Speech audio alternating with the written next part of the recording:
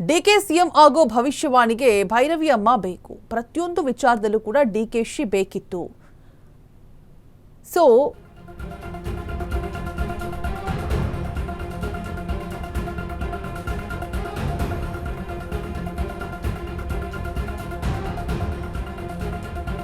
ಪ್ರತಿಯೊಂದು ವಿಚಾರದಲ್ಲೂ ಕೂಡ ಡಿಕೆಶಿಗೆ ಬೇಕಿತ್ತು ಅನಿಲಾಚಾರ್ಯ. ಆದರೆ ಪದಗ್ರಹಣಕ್ಕೆ ಮಾತ್ರ ಆಹ್ವಾನವನ್ನ ನೀಡಿಲ್ಲ. ನೂರಾರು ಸ್ವಾಮೀಜಿಗಳಿಗೆ ಆಹ್ವಾನವನ್ನ ನೀಡಿದ್ದಾರೆ. ಸಮುದಾಯವಾರು ಸ್ವಾಮೀಜಿ ಸರ್ವಧರ್ಮ ಗುರುಗಳಿಗೂ ಕೂಡ ಆಹ್ವಾನವನ್ನ ನೀಡಿದ್ದಾರೆ. ಆದರೆ ಪಟ್ಟವೇರುವ ಹೊತ್ತಲ್ಲಿ ಭೈರವಿ ಮಾತೆ ಅನಿಲಾಚಾರ್ಯ ನೆನಪಾಗ್ಲಿಲ್ವಾ? ಡಿಕೆ ಸಿಎಂ ಆಗುವಾಗ ಭವಿಷ್ಯವಾಣಿಗೆ ಭೈರವಿ ಅಮ್ಮ ಬೇಕು. ಪ್ರತಿಯೊಂದು ವಿಚಾರದಲ್ಲೂ ಕೂಡ ಡಿಕೆಶಿಗೆ ಬೇಕಿತ್ತು ಅನಿಲಾಚಾರ್ಯ. ಅದೇ ಪದಗ್ರಹಣಕ್ಕೆ ಮಾತ್ರ ಆಹ್ವಾನವನ್ನ ನೀಡಿಲ್ಲ ಡಿಕೆಶಿ.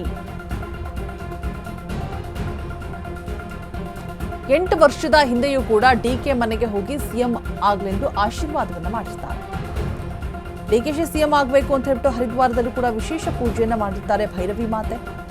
ಡಿಕೆಶಿ ಸಿಎಂ ಆಗಬೇಕು ಅಂತ ಹೇಳ್ಬಿಟ್ಟು ಖುದ್ದು ಯಾಗ ಮಾಡಿದಂತಹ ಅಘೋರಿ ಭೈರವಿ ಮಾತೆ. ಭೈರವಿ ಅಮ್ಮನವರ ಯಾಗ ಪೂಜಾ ಫಲದಿಂದ ಡಿಕೆಶಿಗೆ ಸಿಎಂ ಭಾಗ್ಯ ಕೂಡ. ಆದರೆ ಪದಗ್ರಹಣದ ಸಂದರ್ಭದಲ್ಲಿ ಮಾತ್ರ ಭೈರವಿ ಅಮ್ಮನನ್ನೇ ಮರೆತು ಬಿಟ್ರ ಡಿಕೆ ಬಳಗ. ಚರ್ಚೆಗೆ ಗ್ರಾಸವಾಗಿರುವಂತಹ ಡಿಕೆ ಶಿವಕುಮಾರ್ ಬಳಗದ ನಡೆ.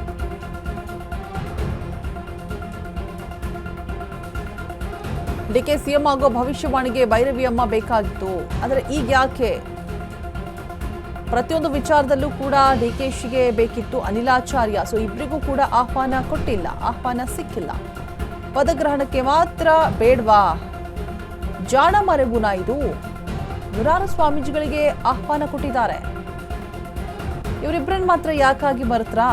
ಸಮುದಾಯವಾರು ಸ್ವಾಮೀಜಿ ಸರ್ವಧರ್ಮ ಗುರುಗಳಿಗೂ ಕೂಡ ಆಹ್ವಾನ ಸಿಕ್ಕಿದೆ. ಆದರೆ ಪಟ್ಟವೇರುವ ಹೊತ್ತಲ್ಲಿ ಭೈರವಿ ಮಾತೆ ಅನಿಲಾಚಾರ್ಯ ನೆನಪಾಗ್ತಾ ಇಲ್ವಾ?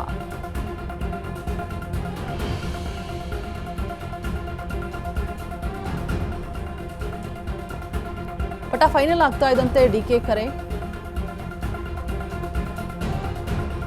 8 ವರ್ಷದ ಹಿಂದೆ ಕೂಡ ಡಿಕೆ ಮನೆಗೆ ಹೋಗಿ ಸಿಎಂ ಆಗಬೇಕು ಅಂತ ಹೇಳ್ಬಿಟ್ಟು ಆಶೀರ್ವಾದವನ್ನ ಮಾಡಿರ್ತಾರೆ. ಪ್ರತಿಯೊಂದು ವಿಚಾರದಲ್ಲೂ ಕೂಡ ಡಿಕೆಶಿ ಬೇಕಾಗಿರುತ್ತೆ. ಬಟ್ ಈ ಟೈಮಲ್ಲಿ ಯಾಕೆ ಭೈರವಿ ಅಮ್ಮ ಬೇಕಾಗ್ಲಿಲ್ವಾ? ಅನಿಲಾಚಾರ್ಯ ಅವರು ನೆನಪಾಗ್ಲಿಲ್ವಾ? ಯಾಕೆ ಹೀಗೆ ಮಾಡಿದ್ರು? ಜಾಣ ಮರೆವುನ ಇದು ಅಂತ ಹೇಳ್ಬಿಟ್ಟು ಡಿಕೆ ಬಳಗದವರಿಗೆ ನೆನಪಾಗ್ಲಿಲ್ವಾ? ಡಿಕೆ ಸಿಎಂ ಆಗೋ ಭವಿಷ್ಯವಾಣಿಗೆ ಭೈರವಿ ಅಮ್ಮ ಬೇಕಿತ್ತು. ಪ್ರತಿಯೊಂದು ವಿಚಾರದಲ್ಲೂ ಕೂಡ ಅನಿಲಾಚಾರ್ಯ ಅವರನ್ನ ಸಂಪರ್ಕ ಮಾಡ್ತಾ ಇದ್ರು. ಬಟ್ ಈಗ ಯಾಕೆ ಆಹ್ವಾನ ಹೋಗಿಲ್ಲ? ಚರ್ಚೆಗೆ ಗ್ರಾಸವಾಗ್ತಾ ಇರುವಂತಹ ಡಿಕೆ ಶಿವಕುಮಾರ್ ಬಳಗದ ಈ ಒಂದು ನಡೆ. ಜಾತಿವಾದಿ ಸ್ವಾಮೀಜಿಗಳಿಗೂ ಕೂಡ ಪದಗ್ರಹಣಕ್ಕೆ ಆಹ್ವಾನ ಹೋಗಿದೆ. ಕ್ರೈಸ್ತ, ಜೈನ, ಮುಸ್ಲಿಂ ಧಾರ್ಮಿಕ ಮುಖಂಡರುಗಳಿಗೂ ಕೂಡ ಆಹ್ವಾನ ಹೋಗಿದೆ. ಹರಸಿ ಹಾರೈಸಿದಂತಹ ದಕ್ಷಿಣ ಭಾರತದ ಏಕೈಕ ಅಘೋರಿ ಮಾತೆಗೆ ಯಾಕೆ ಹೋಗಿಲ್ಲ ಆಹ್ವಾನ? ಹರಿದ್ವಾರದಲ್ಲೂ ಕೂಡ ಡಿಕೆಶಿ ಸಿಎಂ ಆಗಬೇಕು ಅಂತ ಹೇಳ್ಬಿಟ್ಟು ಭೈರವಿ ಮಾತೆ ವಿಶೇಷ ಪೂಜೆಯನ್ನು ಸಲ್ಲಿಸಿರ್ತಾರೆ. ಡಿಕೆಶಿ ಸಿಎಂ ಆಗಬೇಕು ಅಂತ ಹೇಳ್ಬಿಟ್ಟು ಖುದ್ದು ಯಾಗವನ್ನು ಕೂಡ ಮಾಡಿರ್ತಾರೆ ಭೈರವಿ ಮಾತೆ. ಭೈರವಿ ಅಮ್ಮನವರ ಪೂಜಾ ಫಲದಿಂದ ಡಿಕೆಶಿಗೆ ಸಿಎಂ ಭಾಗ್ಯ ಕೂಡ ಒಲ್ದು ಬಂದಿದೆ ಅನ್ನುವಂಥ ಚರ್ಚೆಗಳು ಕೂಡ ಆಗ್ತಾ ಇರುತ್ತೆ. ಆದರೆ ಪದಗ್ರಹಣದ ಸಂದರ್ಭದಲ್ಲಿ ಮಾತ್ರ ಅಮ್ಮನನ್ನೇ ಮರೆತಂತಹ ಡಿಕೆಯ ಪಡೆ ಇದೀಗ ಈ ಬಳಗದ ಮೇಲೆ ಸಾಕಷ್ಟು ಆಕ್ರೋಶ ಕೂಡ ವ್ಯಕ್ತವಾಗ್ತಾ ಇರುವಂಥದ್ದು. ಯಾಕಾಗಿ ಆಹ್ವಾನವನ್ನ ನೀಡಿಲ್ಲ? 8 ವರ್ಷದ ಹಿಂದೆಯೂ ಕೂಡ ಡಿಕೆ ಮನೆಗೆ ಹೋಗಿ ಸಿಎಂ ಆಗಬೇಕು ಅಂತ ಆಶೀರ್ವಾದವನ್ನ ಮಾಡಿರ್ತಾರೆ. ಪಟ್ಟ ಫೈನಲ್ ಆಗ್ತಾ ಇದ್ದಂತೆ ಕರೆ ಮಾಡಿ ಅಭಿನಂದಿಸಿರ್ತಾರೆ ಅಘೋರಿ ಭೈರವಿ ಮಾತೆ. ಪಟ್ಟವೇರುವ ಹೊತ್ತಲ್ಲಿ ಭೈರವಿ ಮಾತೆ ಅನಿಲಾಚಾರ್ಯ ಅವರನ್ನ ಮರೆತ್ರ ಇದನ್ನ ಜಾಣ ಮರುವು ಅಂತ ಹೇಳ್ತಾರೆ.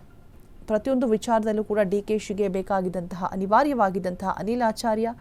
ಬಟ್ ಪದಗ್ರಹಣಕ್ಕೆ ಮಾತ್ರ ಆಹ್ವಾನ ಹೋಗಿಲ್ಲ. ಇಲ್ಲಿ ಮಿಸ್ ಆದರೂ ಮರೆತು ಬಿಟ್ರು ಅಂತ ಹೇಳೋದಕ್ಕೆ ಚಾನ್ಸೇ ಇಲ್ಲ. ಬಿಕಾಸ್ ಯಾಕೆ ಅಂತ ಹೇಳಿದ್ರೆ ಪ್ರತಿಯೊಂದು ಬಾರಿ ಕೂಡ ಸಂಪರ್ಕ ಮಾಡ್ತಾ ಇರ್ತಾರೆ. ಬೇರೆ ಬೇರೆ ಜಾತಿವಾದಿ ಸ್ವಾಮೀಜಿಗಳಿಗೆಲ್ಲರಿಗೂ ಕೂಡ ಪದಗ್ರಹಣಕ್ಕೆ ಆಹ್ವಾನ ಹೋಗಿದೆ. ಇವರಿಬ್ಬರನ್ನ ಮರೆಯೋದಕ್ಕೆ ಹೇಗೆ ಸಾಧ್ಯ? ಹರಿದ್ವಾರದಲ್ಲಿ ಡಿಕೆಶಿ ಸಿಎಂ ಆಗಬೇಕು ಅಂತ ವಿಶೇಷ ಪೂಜೆಗಳನ್ನ ಮಾತೆ ಮಾಡಿಸಿರ್ತಾರೆ. ಖುದ್ದು ಯಾಗವನ್ನು ಕೂಡ ಮಾಡಿರ್ತಾರೆ ಭೈರವಿ ಮಾತೆ.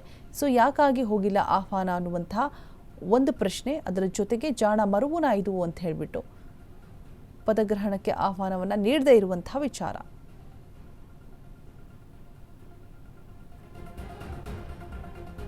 ಮತ್ತು DKಶಿ ಪಟ್ಟ ಫೈನಲ್ ಆಗ್ತಾ ಇದ್ದ ಹಾಗೆ ಕರೆ ಮಾಡಿಬಿಟ್ಟು ಅಘೋರಿ ಭೈರವಿ ಮಾತೆ ಒಂದು ವಿಶಸ್ಸನ್ನು ಅಭಿನಂದನೆ ಕೂಡ ತಿಳಿಸಿರ್ತಾರೆ. ಮರೆತ್ರ ಅಥವಾ ಬೇಡ ಅಂತ ಕರೆದಿಲ್ವಾ?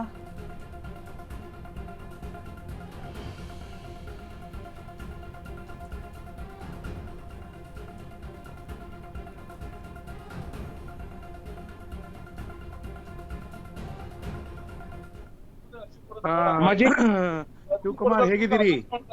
ಚೆನ್ನಾಗಿದ್ದೀರಿ. ಈಗ ಅದೆಲ್ಲ ಪ್ರಶ್ನೆ ಇಲ್ಲ. ಇವಾಗ ರಾಜಗದ್ದಿನ ನೀನೇ ಇರ್ಬೇಕಪ್ಪ. ನಾನು ಹಗಲು ರಾತ್ರಿ ನಿನಗೋಸ್ಕರ ಶ್ರಮಿಸ್ಕೊಂಡ್ಬೇಕಾದ್ರೆ ಏನ್ ಬೇಕಾದ್ರೂ ಆಶೀರ್ವಾದ ಮಾಡ್ತೀನಿ. ರಾಜಮಾತಂಗಿ ಹೋಮ ಮಾಡಿಸ್ಬಿಡು. ಯಾರ ತರ ರಾಜಮಾತಂಗಿ ಹೋಮ ಮಾಡಿಸ್ಬಿಟ್ಟು ನೆಕ್ಸ್ಟ್ ಬಗುಲಾಮುಖಿ ಮಾಡಿಸ್ಕೊಂಡು ತಕ್ಷಣ ಸೀಟನ್ನ ಅಲಂಕರಿಸ್ಕೊಂಡ್ಬಿಡಿ. ಕಾರಣ ಅಂದ್ರೆ ನೀವು ಮುಖ್ಯಮಂತ್ರಿ ಆಗ್ಬೇಕು ನಮಗೆ. ಆಯ್ತು. ಖಂಡಿತ ನನ್ನ ಆಶೀರ್ವಾದ ಇದೆಪ್ಪ. ಮುಂದುವರಿರಿ. ತಕ್ಷಣ ನೀವು ಗದ್ದಿ ಮೇಲೆ ಕುತ್ಕೊಂಡ ತಕ್ಷಣ ನಾನೇ ಬಂದು ನಿಮ್ಗೆ ಆಶೀರ್ವಾದ ಮಾಡ್ತೇನೆ. ಆಯ್ತು. ಒಳ್ಳೇದಾಗ್ಲಿ.